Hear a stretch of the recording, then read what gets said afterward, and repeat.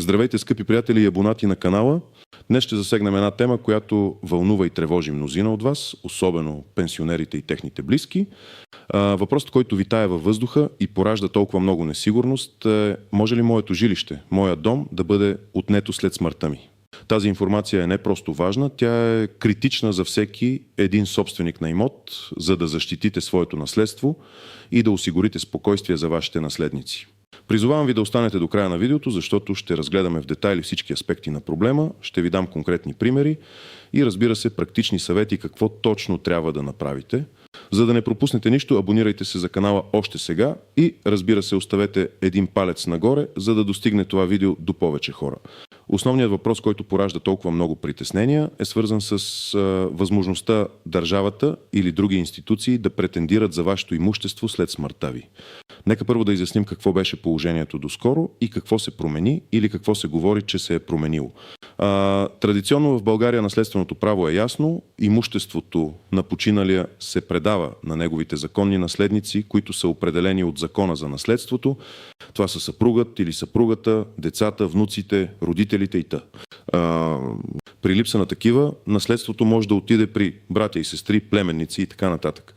Само в крайен случай, при липса на абсолютно никакви законни наследници или когато всички законни наследници са се отказали от наследството, то може да премине към държавата. Това е принципът, който важи от десетилетия, но защо тогава се появяват тези страхове и въпроси? Те са породени от няколко фактора: увеличаващият се брой на възрастните хора с натрупани задължения, сложните правни казуси, свързани с договори за гледане и издръжка и най-вече липсата на достатъчно информация о гражданите, какво точно се случва с техните задължения и правата на техните наследници след смъртта.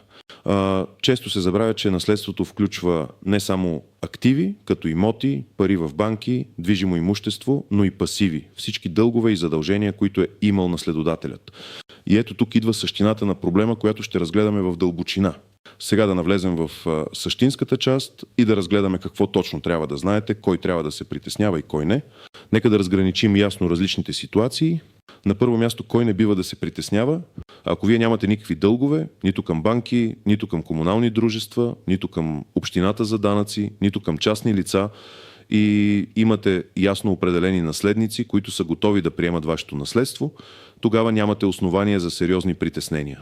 Вашият имот ще премине към вашите наследници съгласно Закона за наследството или според вашето завещание, ако сте направили такова. А кой трябва да е изключително внимателен и да предприеме действия? Всички онези, които имат натрупани задължения, особено ако тези задължения са значителни и надхвърлят или са близки до стойността на останалото имущество. Това включва: първо, хора с потребителски кредити, ипотечни кредити или кредити за бързи пари, които все още не са погасени. Второ, пенсионери с натрупани големи неплатени сметки за комунални услуги, отопление, електричество, вода, както и неплатени данъци към общината, местни данъци и такси за смет.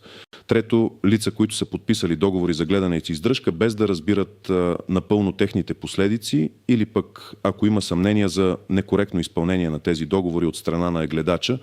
Четвърто, тези, които нямат преки наследници или чието наследници са в лоши финансови затруднения и биха се отказали от наследството. Нека да разгледаме няколко конкретни примера, за да стане още по-ясно. Пример номер 1. Пенсионерката баба Мария на 78 години живее сама в апартамент, който е нейна собственост. Пенсията е минимална, около 450 лева. През последните 5 години тя не е успяла да плаща редовно сметките си за парно и електричество. В резултат на това има натрупани дългове: 3500 лева за парно, 2000 лева за електричество и още 800 лева неплатени данъци и такси за смет към общината. Общата сума на дълговете й е 6300 лева. Единственият й син Иван живее в чужбина и самият той не е в добро финансово състояние. След смъртта на баба Мария, синът ти Иван ще бъде призован да приеме наследството. Какви са възможностите му? Първи вариант: Иван може да приеме наследството безусловно. В този случай той става собственик на апартамента, но и поема всички дългове на майка си.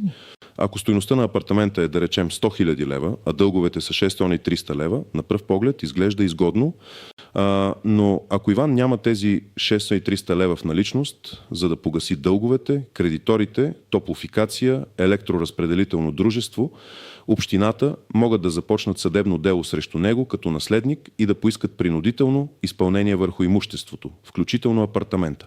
Разбира се, това е крайна мярка, но е възможно. Втори вариант, Иван може да се откаже от наследството. В този случай той няма да поеме дълговете, но няма да получи и апартамента. Имотът тогава ще премине към следващите поред законни наследници на баба Мария, ако има такива, например внуци, ако Иван има деца. Ако няма други наследници, които да приемат наследството, тогава имотът ще бъде придобит от държавата, но не като отнемане, а като безстопанствено наследство. Трети вариант, Иван може да приеме наследството по опис. Това е изключително важен инструмент, особено когато има съмнения за големи задължения. Приемането на наследство по опис означава, че наследникът отговаря за задълженията на наследодателя само до размера на полученото наследство. Тоест, Иван би наследил апартамента и дълговете, но кредиторите няма да могат да посегнат на негово лично имущество, например негов собствен апартамент или банкови сметки, за да удовлетворят дълговете на баба Мария. Срокът за приемане по опис е 3 месеца от узнаването за откриване на наследството. Тази процедура е малко по-сложна, изисква се подаване на молба до районния съд и извършване на опис от съдебен изпълнител, което има своите такси и разходи, но е много сигурен начин за защита на наследника. Пример номер 2. Пенсионер Георги, 70 годишен, е наследил стара къща на село от родителите си. За да я ремонтира, той е изтеглил потребителски кредит от банка в размер на 15 000 лева за срок от 5 години. Той е успял да плаща вноски в продължение на 2 години, но след това внезапно е починал. Към момента на смъртта му остатъкът по кредита е 9 000 лева. Георги има 2 деца, Петър и Елена, които живеят в града и имат свои семейства. Къщата е оценена на около 70 000 лева. В този случай Петър и Елена като законни наследници ще наследят къщата, но заедно с нея и непогасения дълг от 9 000 лева към банката. Банката като кредитор има право да предяви претенции към наследниците за погасяване на дълга. Какво могат да направят Петър и Елена? Могат да погасят остатъка от кредита от собствени средства и да си поделят къщата. Могат да продадат къщата и от получената сума да погасят дълга към банката, а остатъка да си поделят. Дричи, ако се откажат от наследството и двамата, къщата и дългът няма да ги засегнат, но тогава имотът може да отиде при други наследници или при държавата. В този сценарий, ако Петър и Елена не предприемат действия и не погасят дълга, банката може да заведе дело срещу тях като наследници и да поиска принудително събиране на вземането чрез съдебен изпълнител, което може да доведе до продажба на къщата на публична продан. Това показва колко е важно наследниците да са наясно с финансовото състояние на наследодателя. Пример номер 3. Възрастна дама, госпожа Катя, на 82 години, живее сама в просторен апартамент в голям град, оценен на 180 000 лева. Тя няма преки наследници. Децата й са починали, няма и внуци. За да осигури грижи за себе си в напреднала възраст, тя подписва договор за гледане и издръжка с племенника си Димитър.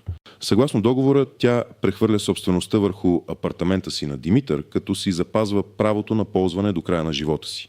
В замяна Димитър се задължава да я гледа, да й осигурява храна, лекарства, комунални услуги и джобни пари в размер на 300 лева месечно. В началото Димитър изпълнява съвестно задълженията си, но след около година и половина започва да я посещава все по-рядко, не и носи редовно храна, а джобните пари са нередовни и намалени. Катя се чувства пренебрегната и измамена. Когато Катя почине, други нейни далечни роднини или приятели може да се опитат да оспорят този договор. Какви са последиците? Ако Димитър не е изпълнявал задълженията си по договора за гледане и издръжка по същество, тогава този договор може да бъде развален по съдебен ред. За да се случи това обаче, трябва да има достатъчно доказателства за неизпълнението, свидетелски показания от съседи или приятели, медицински документи, показващи липса на грижи, банкови извлечения, доказващи нередовни плащания или липса на такива. Ако съдът установи, че договорът не е бил изпълняван, той може да бъде развален, а апартаментът ще се върне в наследствената маса на Катя и ще бъде разпределен между нейните законни наследници, ако има такива. Ако няма такива, тогава отново държавата ще го придобие. Този пример показва, че дори да сте прехвърлили имот при живе, недобросъвестно изпълнен договор може да бъде оспорен, което създава несигурност за наследството. Тези примери ясно илюстрират, че проблемът не е в абстрактното отнемане на жилището от държавата, а в прехвърлянето на задълженията и възможността кредиторите да си ги потърсят от наследниците или в недействителността на определени сделки. Сега да преминем към втората основна част – изключения, клопки и неочевидни нюанси, които могат да променят изхода на ситуацията. Първо, изключенията. Както споменахме, най-голямото изключение е отказът от наследство. Ако всички наследници по закон се откажат от наследство, тогава имотът не може да бъде отнет от тях, защото те просто не са го приели. В България този отказ се извършва с писмено заявление до районния съд по последния постоянен адрес на починалия. Друго изключение е, ако наследодателят е имал застраховка на живот, която да покрива определени дългове, например ипотечен кредит. В този случай застраховката може да погаси дълга и имотът да остане чист за наследниците. Важно е да се проверяват условията на застрахователните полици. Второ, клопките. Тук трябва да сте изключително внимателни. Най-голямата клопка е приемането на наследство без знания за всички дългове. Много хора приемат наследството мълчаливо, само защото не са заявили отказ от него в срок или защото са извършили някакво действие, което законът тълкува като приемане. Например, ползвали са имущество от наследството или са платили някакъв дълг. Веднъж прието, наследството е с всичките му активи и пасиви. Затова винаги съветвам, ако имате и най-малкото съмнение за дългове, консултирайте се с юрист и обмислете приемане на наследство по опис. Друга сериозна клопка са договорите за гледане и издръжка, за които вече дадох пример. Често възрастни хора подписват такива договори с недобросъвестни лица, които в последствие не изпълняват задълженията си. Това може да доведе до сериозни съдебни спорове след смъртта на наследодателя и да остави наследниците без нищо, или пък да им причини огромни разходи за съдебни дела. Винаги, абсолютно винаги, когато подписвате такъв договор, се консултирайте с независим юрист, а не с този, предложен от другата страна. Уверете се, че всички условия са пределно ясни и са във ваша полза. Липсата на завещание също е клопка. Когато няма завещание, имуществото се разпределя според закона за наследството. Това може да доведе до спорове между наследниците, особено ако има няколко съсобственика на един имот, които не могат да се разберат. Тези спорове могат да продължат с години и да струват много пари. Трети важен аспект са неочевидните нюанси. Давността на дълговете. Не всички дългове са вечни, за много от тях има давност. Например, за комунални услуги, като електричество, вода, телефон, както и за някои данъци, давностният срок е 3 години. След изтичането на този срок, ако не е предприето съдебно действие, кредиторът не може да си събере вземането. Вашите наследници трябва да знаят това и да могат да направят възражение за изтекла давност. За някои други дългове, като тези към банки, давността е 5 години. Трябва да се направи внимателна проверка за давностните срокове на всички дългове. Разходите по наследственото производство, приемането на наследство, изготвянето на нотариален акт за делба или изповядване на сделки, свързани с наследствено имущество, изискват такси и разходи, нотариални такси, такси за вписване в имотния регистър, адвокатски хонорари. Тези разходи могат да бъдат значителни и ако наследниците нямат средства, това може да забави или затрудни процеса. Държавни вземания. В редки случаи, ако дадено лице е ползвало социални услуги, например дългосрочно настаняване в старчески дом и не е имало възможност да заплаща таксите, държавата или общината може да има вземания към него. В такива случаи тези вземания могат да бъдат предявени към наследниците по общия ред. Важно е да се знае, че това не е някакво автоматично отнемане, а е претенция като всеки друг кредитор. И накрая, но не на последно място, възможността за разпореждане с имот при живе. Ако желаете да сте сигурни, че вашият имот ще отиде при конкретно лице, можете да го дарите дарение или да го прехвърлите срещу гледане и издръжка. Дарението е едностранен акт, при който дарителят прехвърля собствеността безвъзмездно. При него обаче, след смъртта на дарителя, другите законни наследници, които имат запазена част, деца, съпруг, съпруга, родители, могат да оспорят дарението, ако то накърнява тяхната запазена част. Това е още един нюанс, който трябва да се обсъди с юрист. След всичко казано до тук, нека да обобщим и да дадем конкретни практически съвети какво трябва да направите, за да защитите себе си и своето наследство. 1. Прегледайте внимателно своето финансово състояние. Започнете с пълен преглед на всичките си дългове и задължения. Изведете справки за неплатени сметки към комунални дружества, топлофикация, електричество, вода, справки за местни данъци и такси от общината. Проверете състоянието на вашите кредити към банки или други финансови институции. Знанието е сила. Само когато сте наясно с пълната картина, можете да предприемете адекватни мерки. Ако имате стари задължения, проверете дали не е изтекла давността им. Разговаряйте открито с вашите наследници, не оставяйте нищо скрито. Споделете с децата си, внуците си или другите си наследници за вашите активи и пасиви. Информирайте ги за съществуващи дългове, за мястото, където съхранявате важни документи, нотариални актове, договори, банкови извлечения, застрахователни полици. Тази откровеност може да спести много главоболия, време и средства на близките ви в бъдеще. Дричи, консултирайте се с адвокат или нотариус. Това е най-важната стъпка. Не се опитвайте сами да се справяте с сложни правни казуси.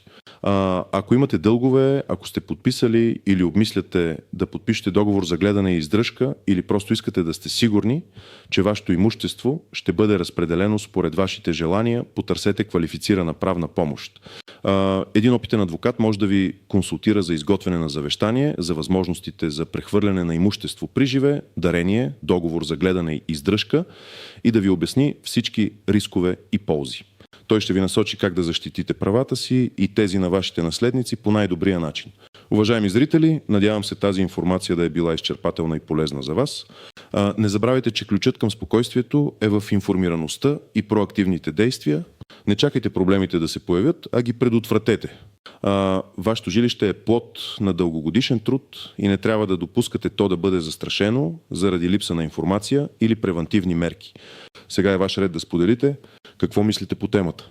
Имате ли подобни притеснения или опит? Моля, оставете вашите коментари под видеото. Вашето мнение е ценно и може да помогне на други хора. Ако видеото ви е харесало и ви е било полезно, моля дайте му един палец нагоре и го споделете с вашите приятели и близки, за да достигне до повече хора. И разбира се, не забравяйте да се абонирате за канала, за да не пропускате бъдещи важни и интересни видеа. Благодаря ви за вниманието и до нови срещи!